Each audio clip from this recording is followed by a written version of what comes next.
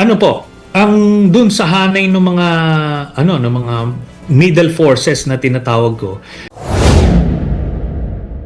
Ngayon doon naman sa administration side.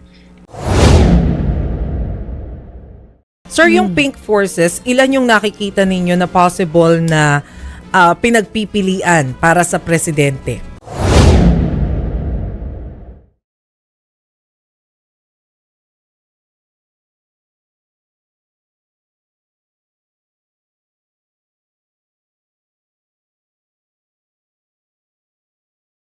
Sa programang Sa Totoo Lang sa 1PH nitong Martes, January 13, 2026, sinabi ng dating senador na si Antonio Sonny Trillanes IV na personal pa rin niyang tinutulak ang pagsasanib puwersa ng mga kakamping at administration side para malabanan ang puwersa ng mga Duterte sa darating na eleksyon sa 2028. Anya, ako po, personally, ang tinutulak ko ay magsanib puwersa ito.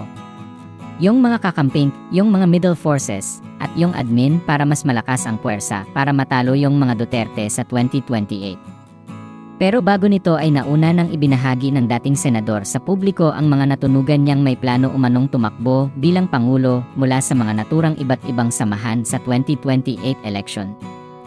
Ayon sa kanya, sina Metropolitan Manila Development Authority General Manager Nicolas Torre III at Department of the Interior and Local Government Secretary John Vic Remulla raw ang nagbabalak tumakbo bilang Pangulo sa samahan ng administration side. Sinabi rin ni Trillanes na sina Senator Bam Aquino at Senator Risa Hontiveros naman daw ang posibleng tumakbo sa mataas na posisyon sa hanay ng mga kakamping. Ano po, ang dun sa hanay ng mga ng mga middle forces na tinatawag ko, merong selection committee nagaganap sa kasalukuyan at eventually merong may mga criteria sa pagpili at pag natapos yung proseso na yan, itutulak nila yung preferred candidate from the middle forces.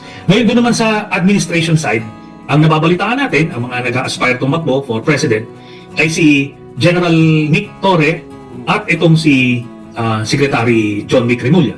So yan naman ay sila naman ang bahala kung paano nila ipopromote sarili nila. Sir, yung pink forces, ilan yung nakikita ninyo na possible na pinagpipilian para sa presidente? May narinig kasi ako dalawang names senador daw. Yes, ang ngayon po, ang kinukonsidera na lang ay si Senator Risa Hontiveros tsaka si Senator Bam Aquino. Si Senator Kiko tsaka si Mayor Lenny nag-beg off na sila. Beg off sila.